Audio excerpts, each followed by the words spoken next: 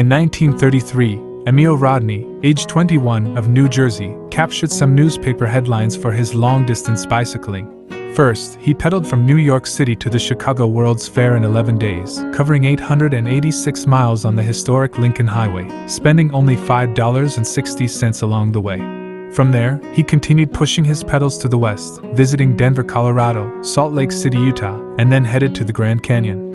In late June 1933, he rode to the North Rim from Kanab, Utah, and then got permission from the Park Service to ride his bike across the canyon. It was reported he made the trip on his bicycle from the North Rim to the South Rim over the famous Kanab Trail, covering this distance in a little more than 8 hours.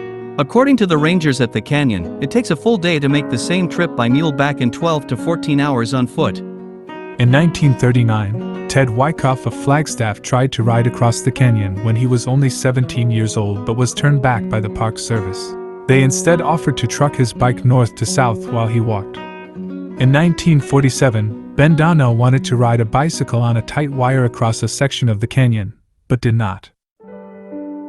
In 1984, a Wilderness Act banned bicycling from wildernesses, and the Grand Canyon also adopted this restriction on trails down in the canyon. But that did not stop some disrespectful lawbreakers. In November 1995, a government shutdown closed Grand Canyon National Park. 5 mountain bikers from Sedona, Arizona, made their way to the quiet North Rim and began their planned rim-to-rim ride down the North Kanab Trail.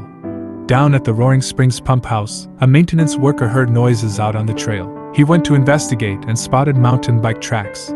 He radioed the report to Ranger Sandy Hand at the Phantom Ranch Ranger Station. She started to hike up the North Kanab Trail to investigate. Within a half mile, she intercepted the first biker and yelled "Stop," but he kept riding. But once she identified herself as a ranger, he hit the brakes. The others approached, one popping a wheelie. Ranger Hand escorted the 5 to Phantom Ranch as they exhibited a disrespectful attitude. Their packs were searched and contained drugs and paraphernalia. Help was sent down in a helicopter. The bikers were arrested, handcuffed, and flown up to the South Rim, where they were released after 2 hours. 10 days later, they pled guilty to several charges, ordered to pay for the helicopter flights, and were given a fine. They also forfeited their bikes worth about $4,000. 2 others evidently also tried to ride across the canyon during the shutdown. They came down the very rugged and steep Old Bright Angel Trail from the North Rim but had to carry their bikes most of the way down. Once at Roaring Springs, they quit and carried their bikes back up on the North Kanab Trail. In 2007, 3 young men, riding from Alaska to South America, promoting Arctic environmentalism, decided to take their bikes down into the canyon and camp without a permit.